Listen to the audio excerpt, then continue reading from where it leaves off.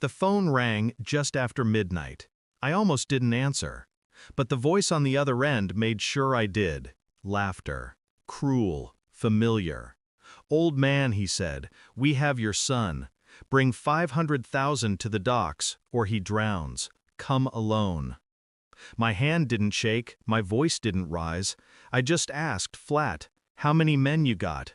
"12, he chuckled. "Why?" I let the silence stretch. Then I gave him the only truth that mattered. My confirmed kill count is 237. I paused, then added, "Check your security cameras." For a moment, there was only breathing on the line. Then static. Then chaos. Screams in the background. "Those 12, I said softly, "they're bleeding out in the bar. You'll be number 238. And I hung up. People think life after war is peace. It isn't. It's decay. 18 years as a SEAL sniper, then retirement. A taxi driver, moving ghosts around the city for cash. I told myself I left it all behind, that I could be a father instead of a weapon, that my son would never know the things I had done, the things I had seen. But men like me don't get clean slates. The past doesn't let go. It stalks you, waits for your weakness, then rips open the door. When the cartel took him, they didn't just kidnap a boy. They tore the lid off the coffin I'd nailed shut. And they were about to find out what crawled out of it. I started with their networks, old contacts, old skills. The city has eyes if you know where to look. Street cameras, credit trails, informants who still owed me from years back. Within hours I had their routes mapped, their safe houses marked, their faces printed in my mind like targets through a scope. Every step, every movement, calculated. I didn't tell the police, couldn't. Men like these had them on a leash. Instead, I moved alone. Always have, always will. But inside, the storm built. Memories of his laugh, his small hand gripping mine, the way he asked me once, "Dad, are you brave?" And I had lied. Told him bravery was just staying alive. Now I had to prove I wasn't lying. The truth arrived with the first bullet. One of theirs, not mine. Fired too late, too sloppy. He never saw me. None of them did. The bar was their nest. 12 men, drunk on power, drunk on fear. I slipped in like smoke. One by one, I made them shadows on the floor.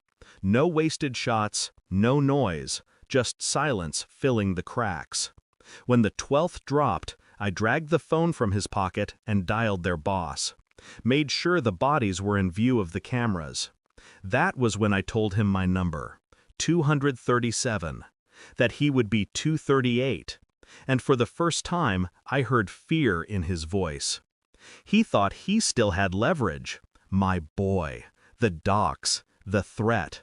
But he underestimated one thing, how far a man goes when nothing is left to lose. I reached the docks before him, cleared his guards before the clock struck 1. He arrived smiling, confident, thinking I'd walk into a noose. Instead, he walked into mine. I stepped from the shadows, rifle steady, eyes colder than the water beneath us. "Your men," I said, "they won't answer." He laughed at first, then saw the blood on my hands, saw the truth behind my eyes. And I watched it hit him, the realization that death had been sitting across the table all along. He begged. They always do. I didn't speak again, didn't need to. The shot ended it. Clean, precise. Number 238. I found my boy locked in a crate, shaking but alive. His eyes wide when he saw me. "Dad," he whispered. I pulled him close. For the first time in years, my hands shook, not from fear, from the weight of what I had just unleashed.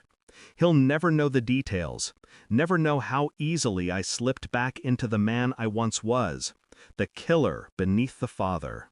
But I know, and I'll carry it forever. Peace is a lie. Normal life is a costume. What I am, what I've always been, is a weapon. And weapons don't retire. Thanks for watching. Don't forget to like, share, and comment. Subscribe now to Cheating Stories Insight World for more amazing stories.